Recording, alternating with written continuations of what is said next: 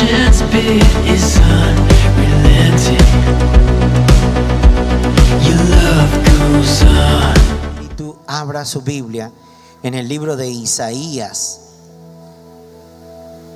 capítulo 51. Libro de Isaías, capítulo 51, en el verso 2. Dice: mirad a Abraham vuestro padre y a Sara, que os dio a luz, porque cuando no era más que uno solo, lo llamé, lo bendije, lo multipliqué. Ciertamente consolará Jehová a Sión, consolará todas sus soledades, y cambiará su desierto en paraíso y su soledad en huerto de Jehová. Se hallará en ella alegría y gozo, alabanza y voces de cántico. Amén. Pero enfoquémonos más en el verso 2, donde dice: mirad a Abraham vuestro padre y a Sara, que os dio a luz, porque cuando no era más que uno solo, lo llamé y lo bendije, lo multipliqué. Amén y amén. Señor, pedimos que tú traigas bendición y revelación de la palabra. Enséñanos, papito Dios, por tu Espíritu Santo, a poner por obra tus mandamientos. Y háblame a través del predicador. Pídaselo a Dios. Háblame, Señor. Te lo pido, Dios, en el nombre de Jesús. Amén y amén. El tema que voy a estar compartiendo esta noche lo titulé Alcanzando nuestras generaciones. ¿Cómo se titula el tema de hoy? Alcanzando nuestras generaciones. En la Biblia habla de un personaje que es el padre de la fe. Se llamaba Abraham.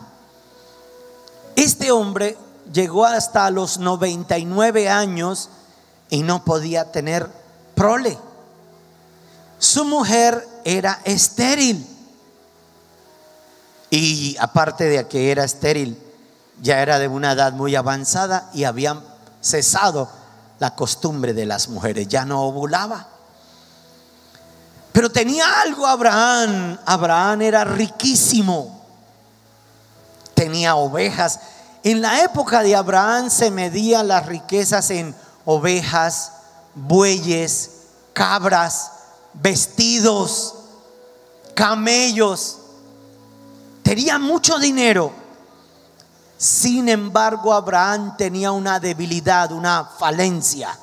¿Cuál era la falencia de Abraham?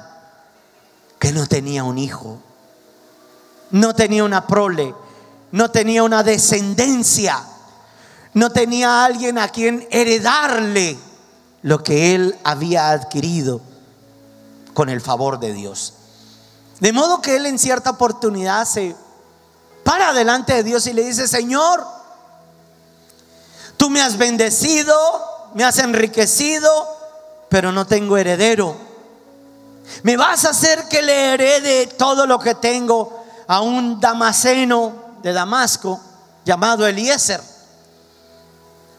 Abraham lo que quería era tener una descendencia, alguien que se identificara con él, que pudiera darle su posta, su testimonio, su legado, trascender.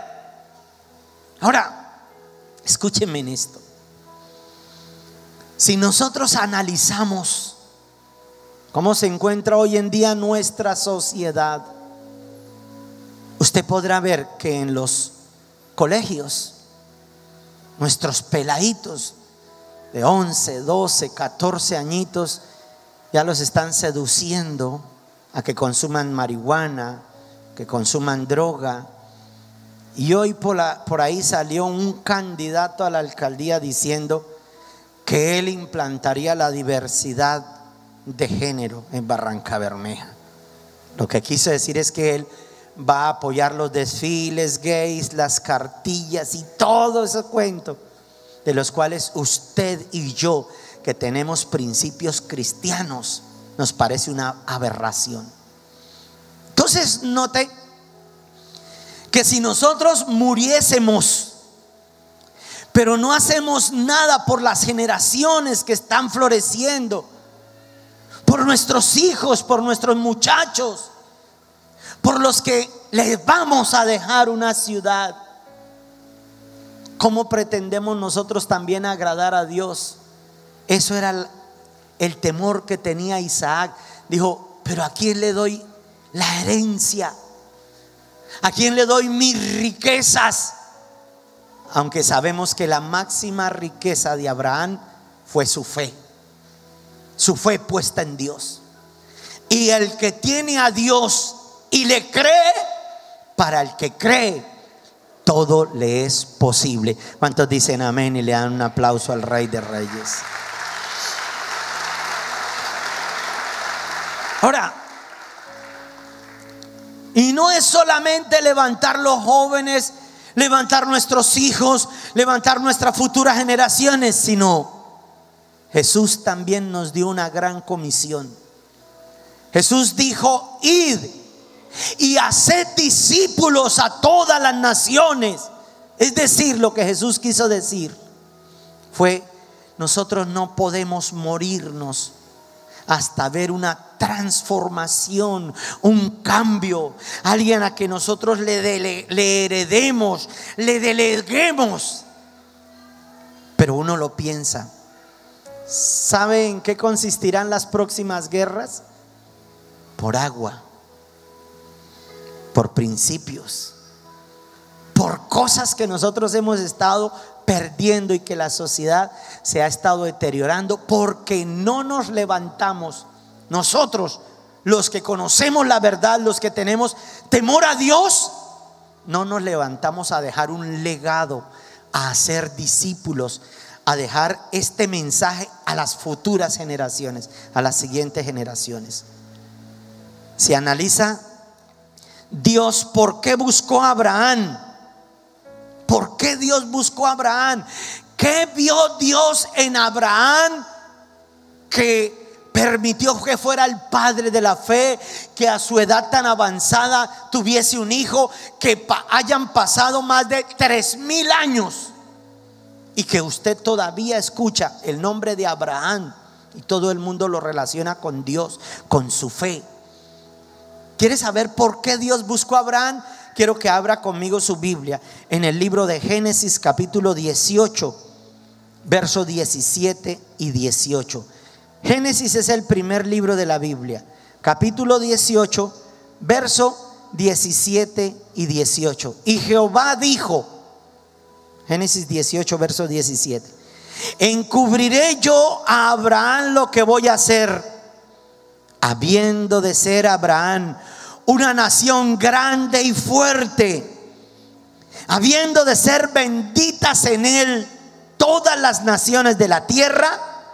Y mire, aquí está la explicación: porque yo sé que mandará a sus hijos y a su casa después de sí, que guarden el camino de Jehová, haciendo justicia y juicio, para que haga venir Jehová sobre Abraham lo que ha hablado acerca de él.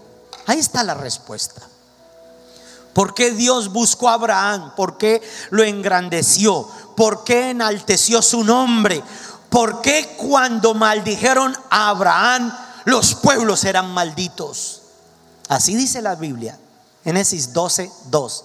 Bendeciré a los que te bendijeren, maldeciré a los que te maldijeren, y en ti serán benditas las familias de la tierra. Por esto, porque Abraham enseñaría a sus hijos y a los hijos de sus hijos lo que era la justicia, el juicio, el temor a Dios, y que anduviésemos en los mandamientos y en los estatutos.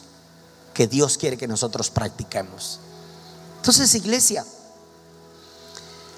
eso vio Dios en el corazón de Abraham y por tal motivo lo engrandeció, lo exaltó, lo enriqueció. No fue por casualidad, es porque Dios conoce los corazones.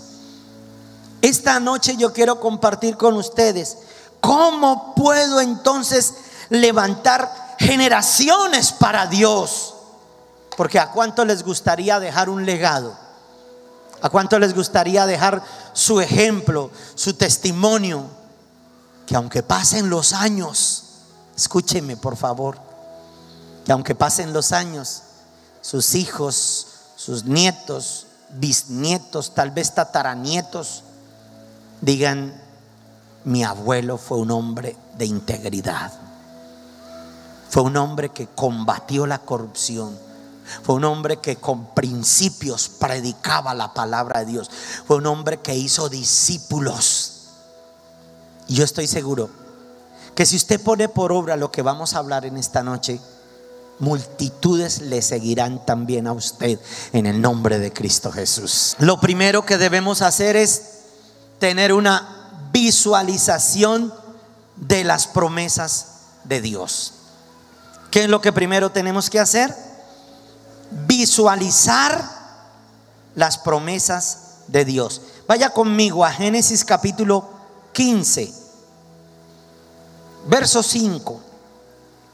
Mire cómo Dios le habló a Abraham y le dijo, y lo llevó fuera y le dijo: mira ahora los cielos, cuenta las estrellas si las puedes contar. Y le dijo: así será tu descendencia. Y le creyó a Jehová y le fue contado por justicia. Tenemos un archienemigo que no nos permite visualizar las cosas que nosotros soñamos. Cuando Dios nos envió a mi esposa y a mí para Barrancabermeja, la condición en la que siempre se ha encontrado Barranca, bueno, últimamente ha cambiado mucho y lo mejor está por venir. Pero nosotros siempre empezamos a visualizar, a tal extremo que la gente nos preguntaba: ¿pero a usted no le da miedo ir a Barranca? Y algunos familiares nuestros nos preguntaban: ¿pero cómo va a cambiar usted Bucaramanga? Yo tenía mi casa propia, vivía en un barrio que se llama El Porvenir, por eso lo mejor está por venir.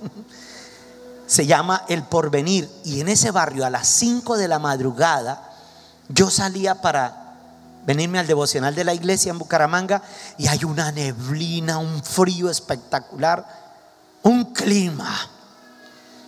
Y la gente me preguntaba: ¿y usted cómo va a abandonar esto? ¿Tras de qué va? A tal extremo que un día yo le dije a mi madre, le dije: mamá, aquí dejo las llaves de mi casa, vende mi casa y paga todas mis deudas. Y mi mamá por 6 meses no vendió la casa, y ella lo que decía es: por si les toca devolverse. Yo le dije: mamá, no se le ocurra, nunca me voy a devolver. Dios nos envía a Barrancabermeja, y Barrancabermeja tiene que ser transformada por el poder del Espíritu Santo. Y así ha sucedido, y así sucederá. Y lo que falta. Pero ¿cómo lo hicimos? Empezamos con mi esposa a visualizar las promesas. En el 2000 Dios nos dio una promesa, nos decía: en 3 años los hombres cambiarán las armas por asadones, y mi pueblo dejará de ser llamado, hablando de esta ciudad, dejará de ser llamada devoradora de hombres. Cuando Dios nos da la promesa, empezamos a visualizar y empezamos a ver multitudes como estrellas. Empezamos a decirle a la gente: vamos a llenar el Coliseo. Rafael Gutiérrez un día me contó, abrió su corazón. ¿Dónde está Rafael? Abrió su corazón y me dijo: pastor, cuando usted decía así, yo creía que usted estaba loco o se la había pegado. Porque 3 gaticos, ¿cómo íbamos a llenar un estadio? Pero empezamos a visualizar la promesa de que seríamos multitudes. No nos conformamos con cosas pequeñas. Este mismo edificio, una vez estábamos en la finca, y en la finca me metí en un balde esos, como es un tanque de 10,000 litros, y no teníamos una sola gota de agua. Y me metí y me postré allá de rodillas, y yo le decía a Dios: ¿cómo? ¿Para qué quiere una finca sin agua? Y Dios me dio una palabra, Segunda de Reyes 3:16, donde me decía: no verás ni viento ni lluvia, pero este valle será lleno de agua. Haz muchos estanques. Cuando Dios me dijo: haz muchos estanques, me salí del tanque ese y empecé a visualizar, a mirar la promesa de Dios. Y entonces estábamos con Orlando, el hijo mío. Yo le dije: Orlando, tómeme las medidas aquí, porque aquí va a quedar la piscina. Empecé a hablar de piscina y sin una gota de agua. Pero eso es visualizar, ver hecha realidad la promesa de Dios. Y Orlando se tiró al piso y hacía como que nadaba. Yo no sé si lo hizo burlándose pero fue algo profético. Tal cual, ahí donde tomamos las medidas, ahí se construye la piscina, y ahí tenemos una piscina y tenemos estanques, y ciertamente todo el valle se llenó de agua porque pudimos visualizar la promesa de Dios para nuestras vidas.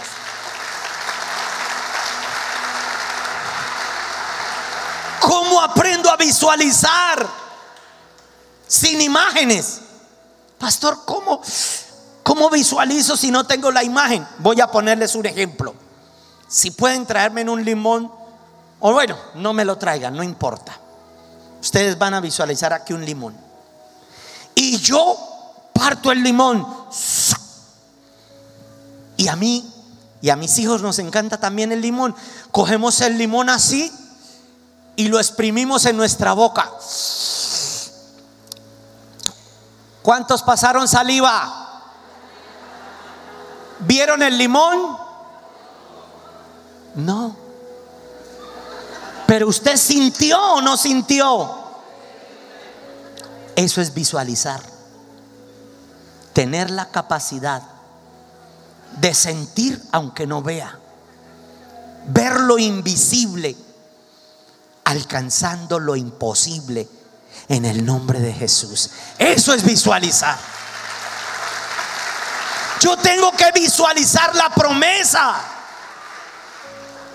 Si Dios me dice: cree en el Señor Jesucristo y serás salvo tú y tu casa, ¿quién soy yo para dudar? ¿Quién soy yo? A Abraham le dijo: en un año tu mujer, la estéril, la que no daba luz, te va a dar un hijo. Y ella se rió. Yo sé por qué se rió, porque el viejito ya estaba desanimado. Pero Dios le devolvió la fuerza como el búfalo y se reprodujo en el nombre de Cristo Jesús. Lo mismo hace con nosotros. Aún lo imposible lo hará posible. ¿Cuántos dicen amén? Dígale a su vecino: Dios hará lo que yo creo imposible, Él lo va a hacer posible. Lo declaro en el nombre de Cristo Jesús. Apláudale fuerte al Rey. Lo segundo, yo tengo que tener una vida de obediencia. ¿Qué es lo segundo? Uy, pastor, ahí sí no. Debo tener una vida de obediencia. ¿Sabe qué está escrito en el libro de Hebreos capítulo 13, en el verso 17? Hebreos 13, 17 dice: obedeced a vuestros pastores, porque ellos, y sujetaos a ellos, porque ellos velan por vuestras almas, como quienes han de dar cuenta, para que lo hagan con alegría y no quejándose, porque eso no es provechoso para Dios. Si hay algo que nosotros tenemos que aprender, es que cada vez que vengamos a la iglesia, usted le pida a Dios antes de venirse, usted le va a decir: Señor, háblame a través del predicador. Pero cuando Dios hable a través del pastor, obedezca. Entonces mucha gente dice: Dios, háblame. Y ese día preciso el pastor dijo: los mentirosos no heredarán el reino de Dios. Y él sí es el loco, él sale y sigue mintiendo. Entonces, aunque Dios le habló, como no fue obediente, no va a recibir la bendición ni la prosperidad. El pastor a veces, en medio de su locura, dice: vamos a conquistar esta ciudad para Cristo. Y el pueblo de Dios dice amén. El año pasado se nos corrió la teja y dijimos: vamos a llenar el estadio con 7,000 almas. ¿Se acuerdan? Saqué una valla así como esa, y ahí decía la cifra: 7,000. Y nos fuimos con mi esposa entonces y algunos de los líderes y contamos la silletería. Arriba 5,500 cómodas arriba.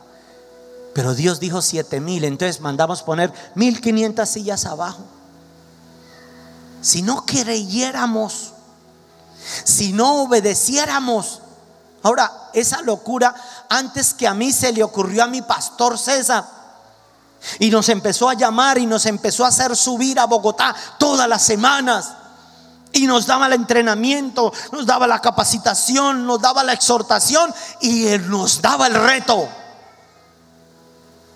Cuando obedecemos a nuestros pastores, es obedecer también la voz de Dios.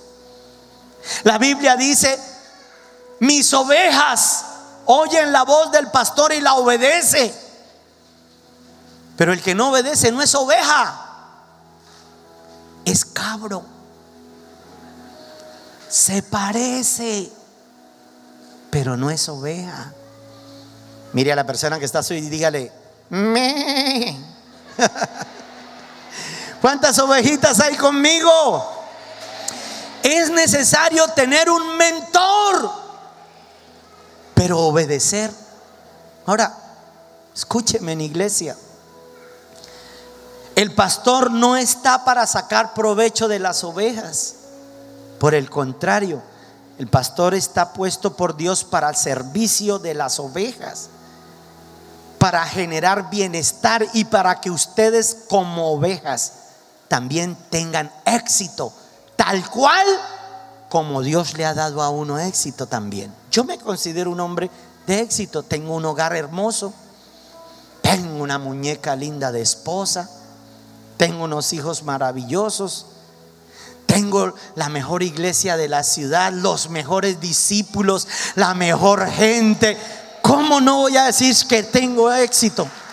Soy un hombre exitoso, tengo éxito. Entonces sueño con que tú también tengas éxito.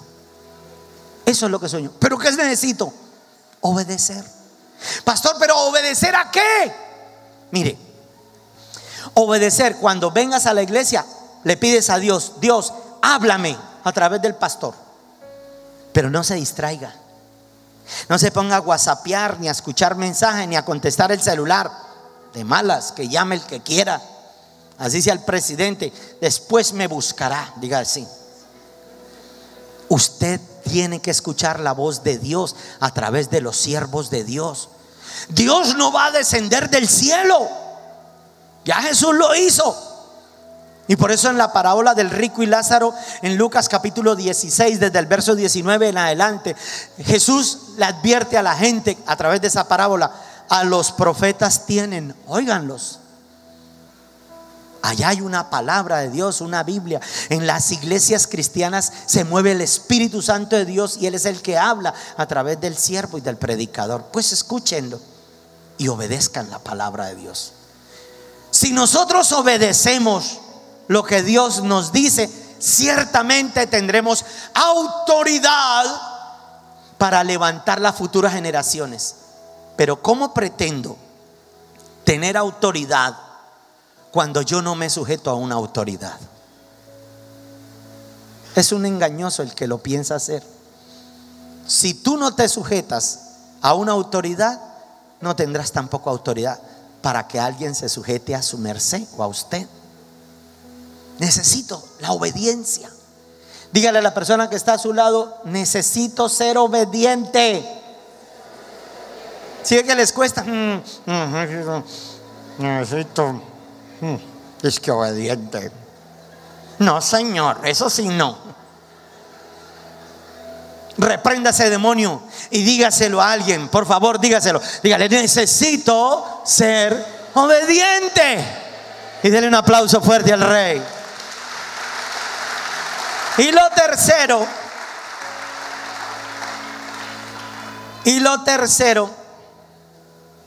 es que debo entender el plan de Dios para mi familia. Debo entender el plan de Dios para mi familia. Y vaya conmigo al libro de Isaías, capítulo 59, verso 21.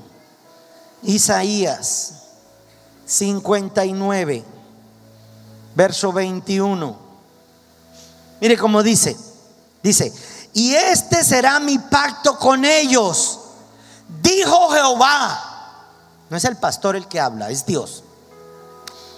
El espíritu mío que está sobre ti y mis palabras que puse en tu boca no faltarán de tu boca, ni de la boca de tus hijos, ni de la boca de los hijos de tus hijos, dijo Jehová, desde ahora y por un ratico nomás. ¿Desde ahora y para cuándo? Y para siempre. Escuchen, ¿qué es lo que está queriéndonos decir el Señor? Yo tengo que entender que el propósito de Dios es que yo adquiera las generaciones, que yo tenga la capacidad y el talento de alcanzar nuestras futuras generaciones y dejarles un legado. Pero no va a suceder cuando en mi mente, en mi corazón y en mi boca no está la palabra de Dios. No está. ¿Qué legado le voy a dejar a mis hijos? Lo que usted haga, sus hijos lo imitarán. Lo que usted diga, sus hijos lo dirán. No espere que sus hijos salgan mejores que usted. Difícilmente, aunque hay casos muy buenos. Pero si usted no cambia, si la voz de Dios y la palabra de Dios no está en su boca, tampoco estará en sus hijos. Si sus hijos no lo ven siendo usted un hombre espiritual, sino que ven que usted es un borracho, un ruin, por no decir más groserías, ¿qué cree que serán sus hijos o sus hijas? ¿Qué palabras estarán en la boca de ellos? Las que están en la boca del papá.